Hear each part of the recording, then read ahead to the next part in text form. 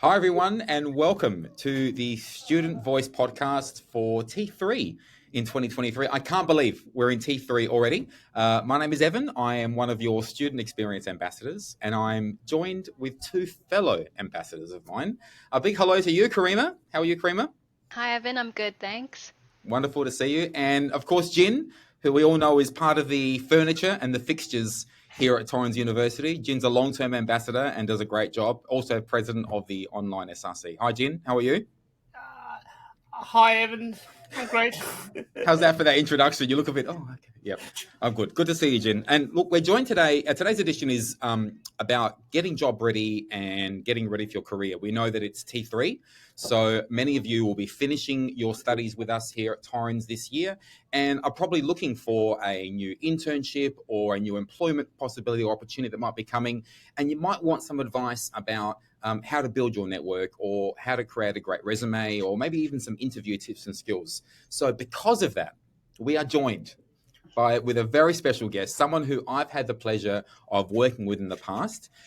She was my manager for about a year or so. Her name is Angelique Zakkas. She's a senior learning facilitator from the School of Business, and she's also the founder and the creator of an incredible new subject called Design Your Career. I'm not going to spend too much time talking about it because I would like Angelique to tell us all about it. But a big welcome to you, Angelique. How are you? I'm well. Thank you so much for the warm welcome. It's such a pleasure to join you guys today. Thanks, Angelique. So yeah, please go for it. Introduce yourself. Tell us all about everything. Everything. Oh, okay. Everything. So yeah, a bit about me and what I'm working on. So I joined Torrens about 3 years ago. And my most recent role working with Evan was leading the business and Blue Mountain success coach teams. So really championing career and professional development initiatives to support students' employability. I'm a passionate international student advocate and have been working in the sector for, over 10 years now in various career services, leadership and teaching roles. But ever since I moved to Australia in around 2012, I've been in the sector. But just recently transitioned into a learning facilitator role.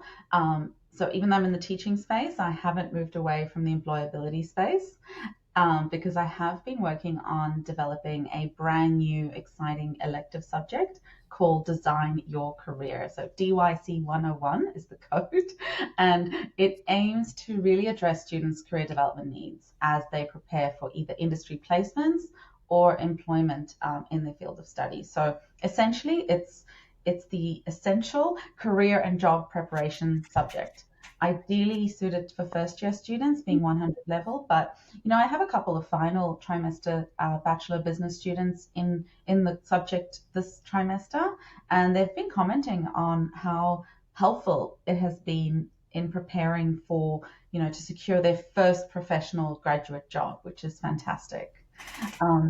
So to share just a little bit about it, just a quick 1-minute plug on the subject. Some of the topics include career planning, career self-discovery in the context of identifying your skills, your strengths, your values, your career interest areas. We look at how to conduct occupational research and explore the skills in demand for different occupations. Then we really dive into the job search strategies and job application process, including those essential areas like resume writing, cover letters, optimizing your LinkedIn profile. And then there's a few other career-related topics that are really important, like networking, personal branding, professional etiquette, really getting a better understanding of workplace expectations. So really, it's all designed to support students with preparing for the world of work. And the assessments are super practical. They're actually they have real impact. They're not the kind of. I think most students want to know about the assessments. Yeah. Not the kind of assessments you submit and then you just discard of, because they're actually practical. You're going to use your career plan again. You're going to use your resume. You're going to use your LinkedIn. And those are the assessments. Literally, you develop a personalized career plan. You optimize your resume. You tailor a cover letter to a specific job ad. You optimize your LinkedIn, and you also practice career self-marketing skills through a virtual mock interview. And the best part is there's not really any referencing, which I know Oh, well. watch the numbers enroll next year are going Just because of Yeah. that one reason. just because of the referencing. Yeah. Yeah, and we are hoping, and the numbers and enrollments grow. I should probably mention that it is open to all undergraduate business students at the moment, so including Bachelor of Business, all the specializations, Bachelor of Commerce, and Bachelor of Business Information Systems. But there's plans and potential to expand the subject across all the verticals, because really you just need to contextualize it by industry, but the fundamentals are applicable to everyone who cares about their career. Yeah. Great. Yeah, so that's a bit of a snapshot. Thank you. Angelique, before we get over to Jin, I was just going to, you mentioned values when you just spoke now, and I don't want to hijack too much of the conversation, but how important I know that a lot of students sometimes struggle with either understanding what their values are, or maybe communicating on a resume or on a cover letter, or maybe even an interview process, exactly what their values are. How important do you think it is to tie in the values that you personally have with the job that you're applying for, or the business right, that you want to get into? It's so important. You have to know what your values are, what your core value and belief system is, because if you can find a way to align those values with the organizational values, so in other words, work for a company whose values you believe in, who you reflect on, you'll be so much happier and have greater job satisfaction. And it could be something simple, like if you value autonomy, then you cannot work with a manager who's going to be breathing down your neck. So it does come into play in lots of different aspects at work. Great, thank you. Sure. Thanks, Angelique. I guess I'll start off with the first question.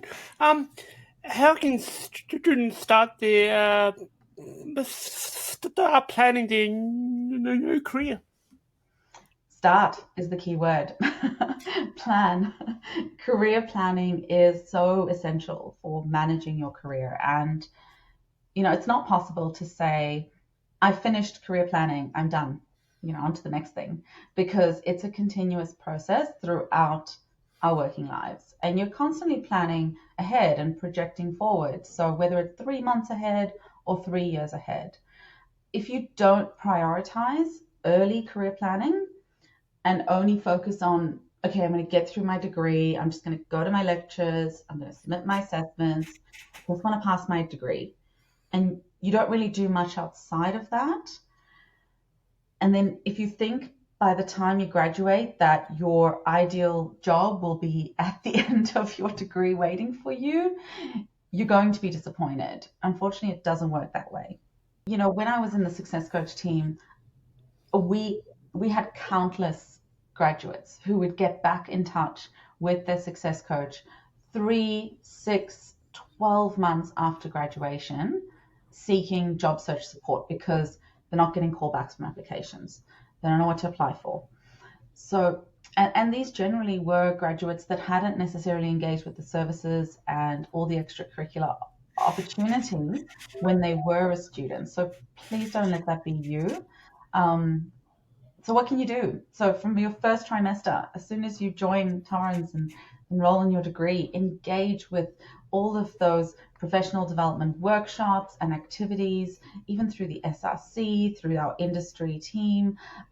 Sign up for guest speaker events, sign up for expos. Like recently we had Industry Connect nationwide, which was so fantastic, our annual careers fair. So many different industry partners got involved. Great opportunity to build your network. Then you really need to think about, what experience am I going to build throughout my student life cycle? So when you're new, first year, your priority is just securing that part-time student job. Most of the time it's going to be in hospitality or retail. That's absolutely fine. On that, please don't neglect to add that to your resume. I've seen so many students neglect to include their part-time casual work experience, thinking, oh, it's not relevant to my degree, so it's not, employers don't care. Yes, they do. Yes, they do. You are learning really valuable transferable skills. You're growing your network, it means you have a local reference. There's so many benefits of that. So please don't discount that experience. But then once you've got that steady income and the routine and all that, then you can start to look for volunteer work experience. Again, something that's really highly regarded by employers in Australia. And it also is important to give back to the community for a cause that you care about. Or you could do skilled volunteering. For example, I volunteer as a career mentor, career transition coach. So that would be classified as skilled volunteering.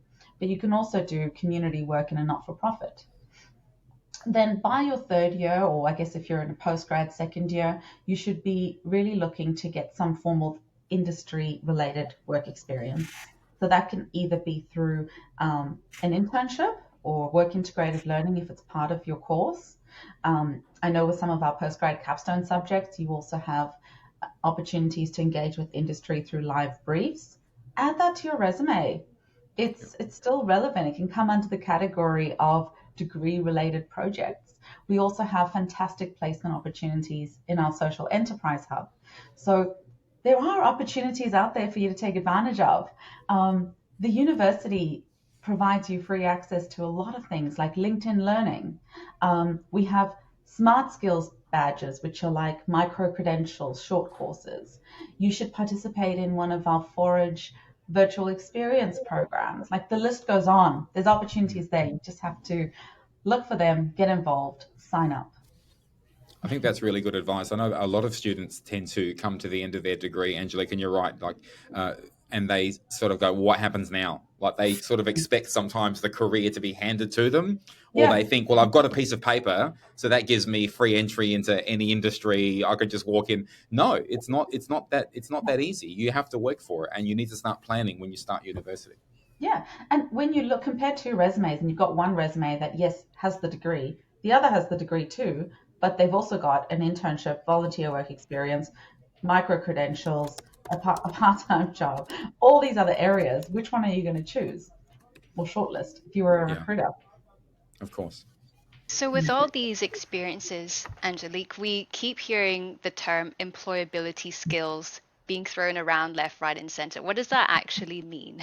Okay, I'll break it down because, yes, employability has become a big buzzword, but quite simply, these are the skills that make you more employable. So they're skills that are valued by employers and industry that will help you get a job, but also thrive in the workplace, actually perform your job. It's one thing to secure the job, you actually need to perform in it too. So sometimes they're referred to as soft skills, enterprise skills, workplace skills. Here at Torrens, we call them smart skills. And some really common examples include communication skills, teamwork, problem solving, organizational skills, time management, the list goes on. But there's a lot more, I would say, contemporary emerging skills that are appearing on lists like Forbes's top 10 skills recruiters are looking for. And those are skills like having a growth mindset, being like coachable, having resilience, being a lifelong learner, navigating ambiguity because, the workplace is constantly changing and you need to kind of be comfortable with those dynamic changes. And thriving in a virtual environment has again become one of those really big emerging skills since COVID. So you need to be comfortable working remotely and functioning in a virtual space. And I think those more recent contemporary employability skills are probably a more true reflection of what employers are expecting in the current contemporary workplace. But yeah, there's lots and lots of different skills. I might just, there's also lots of different categories of skills. So that's really looking at employability. But then there's also foundational, which are your basic reading, writing, math. Then there's professional skills, which are quite specialized tasks aligned to a specific occupation. Then there's transferable skills that are portable between jobs. So they extend between, beyond one particular role or one particular company. Something like customer service is a really common transferable skill. And then you've got technical skills, and those are often referred to as hard skills. And those are usually looking at like the information technology tools, systems, and platforms that you might use in a role. So I guess it is important to research all those different types of work skills to understand the differences, but more importantly, you need to know what skills are in demand in your field of study, and then do a bit of a skills gap analysis. How can you address your gaps and develop the skills that are in demand? Hope that helps clarify a little bit. No, definitely. I didn't realize how complex skills really can be with all these different categories. Yeah. And I know you mentioned LinkedIn before. Sometimes, students don't have a profile. So when they start, they've got zero connection. So how could one who's just about started with their LinkedIn profile build those network connections? Oh, your network is like your net worth, as they say. It's so important, again, to grow that network throughout your student life cycle. Don't wait till you graduate to start engaging in networking activity. And that is how you grow your network. It's simple. Get involved, sign up, show up, engage in a variety of different networking events and activities. It can be social as well. It doesn't always have to be a professional networking event. And there's no shortage of places to network. So you could look at professional meetups. There's platforms and websites like Meetup, Eventbrite, Humanitech. So explore some of those networking platforms, but use the keyword search to find what interests you. Then you could also look at volunteer communities, social events, sporting events. It doesn't always have to be professional, but online too. LinkedIn is a great example of where you can how you can expand your network and presence through an online platform. Something else you could look at is events hosted by professional associations. So they offer lots of cool networking opportunities with people who are working in the industry you want to work in. So you could potentially even find a mentor through that channel. But there's lots of different seminars, conferences, professional development events out there, careers fairs, expos. I mentioned we had Industry Connect here at Torrens, but there's lots of external ones too. For example, if you were looking to do a grad program, you need to get along to the big meet, where all the graduate employers exhibit. Even Seek recently did a careers fair in partnership with Study Melbourne, and it was specific for international students. So all the employers exhibiting didn't have that restriction on PR citizenship only, and it was a huge success.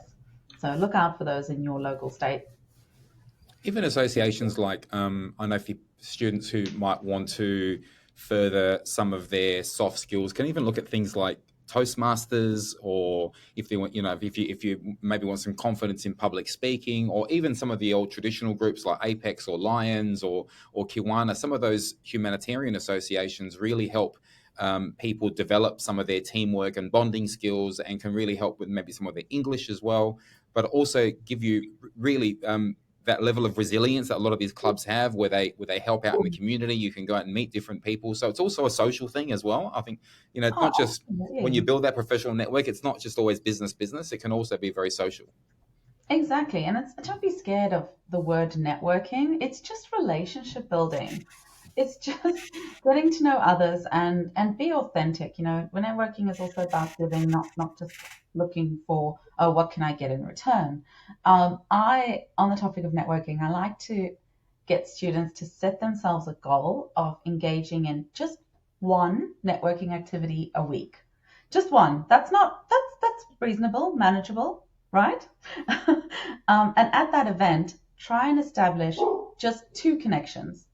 2 conversations, meaningful conversations, and make sure there's follow-up. So either connect with them on LinkedIn, get their contact details, send them an email the following day. And if you think about it, there's 52 weeks in a year, 3-year degree. If you run the math, that's over 300 connections by the end of your degree. That's pretty amazing. Who could potentially support you in getting that full-time graduate job by the time you finish your degree? Great advice. I was just going to just quickly ask, I know you mentioned earlier how important your resume or CV is. I guess my question sort of leads into how can students build their resume? Yeah, great question. It's resume is so important. I like to think of it as like a career passport. It's like your entrance ticket to the job market. And throughout my career, I've probably critiqued thousands of resumes through different lenses as well. So I used to work in a recruitment agency. I've worked as a career coach. I've also been on the hiring manager side of critiquing a resume. And over the years, I've gathered a lot of feedback on the general do's and don'ts. But resumes can be quite subjective. So if you were to line up 20 top recruiters, you would have slightly varying opinions because some of it does come down to personal preference. And sometimes it's very industry specific. So, for example, in creative industries, employers would expect you to showcase your design skills on your resume. But remember that what's the purpose of a resume? Go back to that. It is a self-marketing tool where you can promote your professional skills and experience to a prospective employer and showcase your value. So the reality is, unfortunately, that you are being judged by this virtual piece of paper. So you do need to take the time to carefully construct a professionally presented resume that meets high quality standards. I have seen resumes that are quite obviously look like they've been put together in about 15 minutes, and they're sloppy. They're really sloppy, and you have to be mindful that employers are reading between the lines. So if they see any errors, such as spelling mistakes or bullets not being in alignment, they could jump to conclusions like, oh, they're lazy, they lack attention to detail. So spend hours crafting and curating your resume. It should be professionally presented, error-free. So proofread. You want that resume to really engage the reader's attention and feel intrigued to meet you for an interview, because that is what will get you the foot in the door. Resume won't necessarily get you the job though, but it will get you an interview. Then it's up to you to really shine in that interview and make a positive first impression. I guess as well with resumes, you can start now even, because if you are doing your part-time job or your internship, you can note down specific things like with specific details or quantitative value, which you might forget once you finish that job. So if you start now and you're kind of updating it as you go, all the information will be really clear in your mind, right? And hopefully you'll have new things to add every few months, like, oh, another experience, another short course. And you mentioned, Angelique, that, the resume is what we need to kind of really secure to get our foot in the door, right? To get that opportunity to have an interview so that we can really showcase, who we are and what we can offer and bring to the table. So how can students prepare themselves for this interview process? I know people mention, research the organization, study the key selection criteria. I personally just recently learned about the STAR approach. So are there any tips or strategies you can share with everyone? Oh, so many. Look, interviews can be really, really daunting. And it's natural to have interview anxiety. But one of the best ways to try and calm your nerves is to make sure that you have prepared. Half the effort is in the preparation. If you fail to prepare to fail. And you will walk into that interview so much more confident if you have done your prep. So what can you do? You mentioned researching the company. Absolutely. And I don't mean a quick Google search when you're on the tram on your way to the office. You need to be spending a solid couple of hours navigating their website, their social media pages. Familiarize yourself with their products, their services. What are their corporate values and mission statement? What do they have a national or international presence? You can also use LinkedIn as another research tool, because if you view employee profiles on the company page, you can get a good sense of their organizational structure. You can also have a look if they've been featured in the media lately, or if they're publicly listed, Go and read their most recent annual report. How impressed will they be if you bring up something in the interview from their most recent report? Employee reviews. You can look up and see what others are saying about the organization, get some insight into the culture. So there's lots and lots of different research that you can do. The next thing you want to do is plan your outfit, right? Personal grooming and presentation do make a big impact. No, it does. Yeah. It like in forming a positive first impression. So you do need to carefully consider your outfit choice. But also take into consideration what's the industry like, what's the corporate culture like. I'll never forget when someone I knew told me they wore ripped jeans to an interview for a brand manager role. And it was a senior role, but guess what the company was? Cotton On.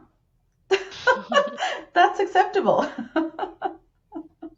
So you got to think about what's the environment and the culture. Next thing is to prepare your paperwork. So what I mean by that is, have multiple copies of your resume, print out the job ad or the position description, have a lined paper for note-taking. You'd be surprised how many people don't take notes in an interview. The interviewer is giving you a lot of important information about the job. Note a few things down. And what's more impressive is when you sit down for an interview, you open up your compendium. So that's what you should take all that paperwork in, not scrumpled up in your bag. And if you don't know what a compendium is, it's sort of that leather-bound folder. I'm not saying you have to go buy a real leather expensive one. You can get one from Officeworks for like $20. Worth the investment for your next interview. But how impressive would it be to sit down, open your compendium, you've got copies of your resume and everything, the job ad all highlighted with notes, and on the lined paper, you've got your pre-populated questions that you're going to ask. Come prepared with those questions. 4 to 5 max, 2 about the company, 2 about the role. Always come prepared with questions. What else can you do to prepare? Oh, travel. Because you obviously want to be there on time, first impressions. You do not want to be late for a first interview. It sometimes can be a deal breaker. And even worse is you will arrive feeling frazzled, and it's not going to be good for your nerves. So if you're driving, what parking options are available? Check that in advance. Or if you're catching public transport, you almost always have to take delays into account. So my golden rule is aim to arrive at the building 20 minutes early, but only introduce yourself at reception or whoever 5 minutes early. Because sometimes it can be awkward if you're like, I want to be early for my interview, so I'll go sit in the waiting room for half an hour. It's really awkward. They could be doing back-to-back interviews and then, 5 minutes, that's all you need. But nowadays, as we know, a lot of people are doing virtual interviews. So I guess you don't need to plan your travel for that. It won't take you long to migrate from your couch to your desk. So a few tips on virtual interviewing. Firstly, you got to know the technology. Do a test, whether it's Zoom, Microsoft Teams, Google Hangout. I mean, there's so many different platforms out there. So check your audio and your video works well. Set up in a quiet space. You don't want any interruptions. Wear headphones if you can, if there's other people in your home, but you want to make sure there's no background noise. And silence all your notification. Right now for this podcast, I've put my phone on airplane mode. I have signed out of Teams. I've closed my Outlook so I don't get any pop-up pings during this recording. Another thing to be mindful of is how you are presenting online. Things like lighting are really important. Things like your background. Imagine I had a cluttered couch behind me. That wouldn't look very professional. And another tip is, and I only realized this the first time I did a video interview, is when I picked up my pink sports water bottle to take a sip of water and noticed how ridiculous it looked in the frame. So if you have a video interview, get yourself a glass of water. So what do you think of everyone's backgrounds right now, Angelique? Honest opinions. Oh, no, great. Very good. Lighting, plain backgrounds, uncluttered. Very good. Very good. Oh, and quick other tip is, because again, speaking from experience, your Wi-Fi could fail. Yeah. So have a backup ready. This once happened to me on Teams, and luckily I had the app on my phone and was ready to reconnect, and I just positioned it carefully down on a stand. Don't walk around holding it. You're going to give them motion sickness. But you've got to have backups in place just in case. And oh my gosh, I know I could talk about interviews for hours, but the last piece of preparation advice is, and this applies whether you're interviewing online or in person, is to do some interview Q&A prep. So analyze the job ad or the PD to predict possible questions, because they're often based on the selection criteria, particularly behavioral questions. Like you said, Karimah, with applying the STAR method, you can usually tell from looking at the selection criteria. You can almost always expect to be asked for an introduction. So it usually comes in the form of, tell me about yourself. So that 30-40 second personal introduction, your elevator pitch essentially, should be curated and rehearsed before the interview. And yeah, just really take the time to practice, role play with a friend or in front of a mirror. There's lots and lots of things you can do. Draft written responses to common interview questions. Obviously prepare the questions you'd like to ask. There's heaps you can do. That's great advice, Angelique. And I've got to say, I haven't heard the word compendium for a long time. So when you said the word compendium, I'm like, I'm either feeling old because it's not a word that you hear very often. So yeah, I've got to tell you a funny story quickly. I remember I interviewed someone about 4 years ago for a job, and it was a virtual interview. And she was on her phone, right? So she had her phone, which is okay. Well, it's not great, but anyway.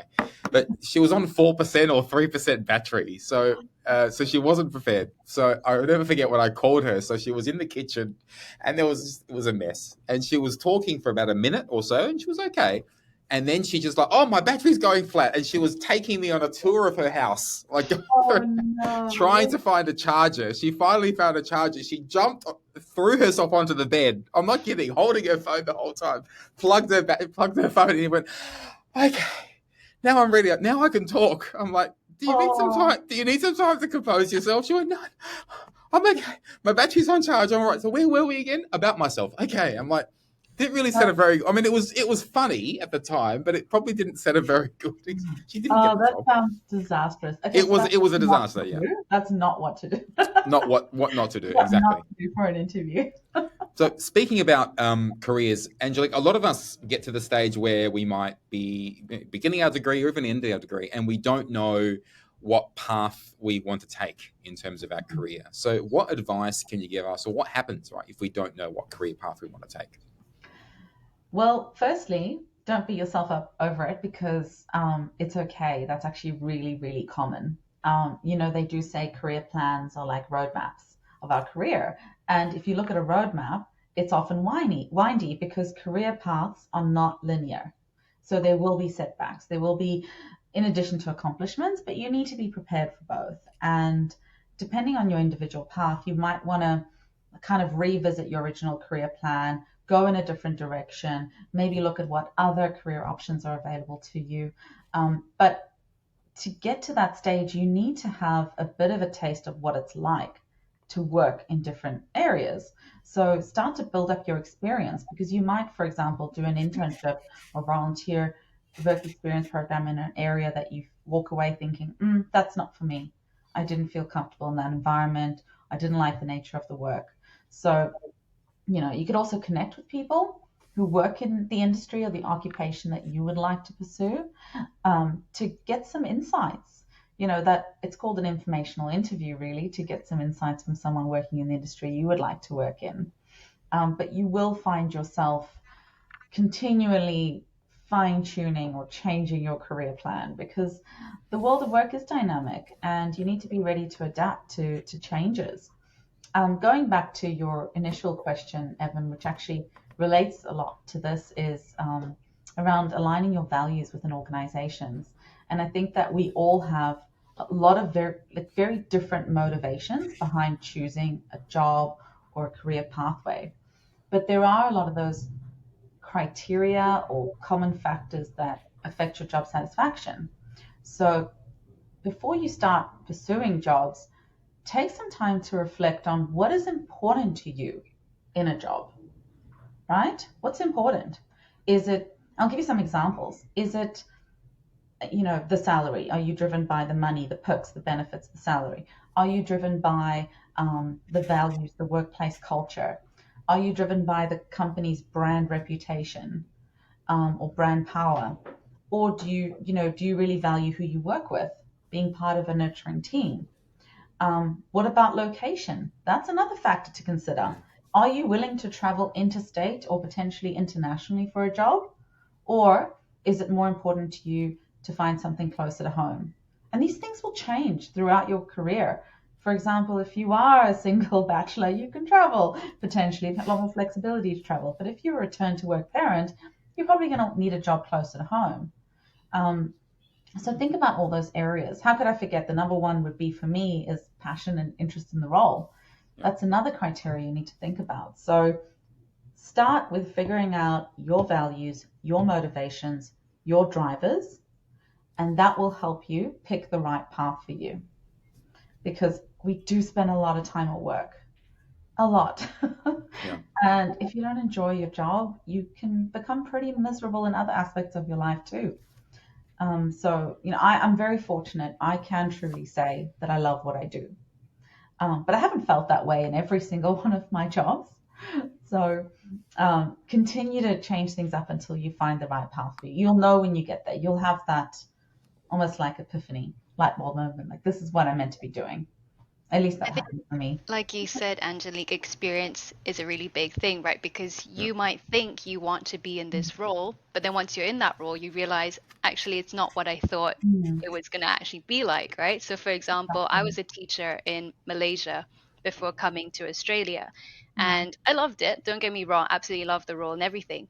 But it was a role that really burnt me out because unlike other jobs, you don't stop when you go home. You're constantly working around the clock, right? So it's only natural you feel that burnout towards the end. Yeah. And ever since becoming a student experience ambassador, I realized, okay, my passion is still in the education industry, but it's more about supporting students holistically rather than, that traditional teaching kind of role. And I didn't know that until I actually was in the student experience ambassador role. So yeah, I think experiences are a really big thing.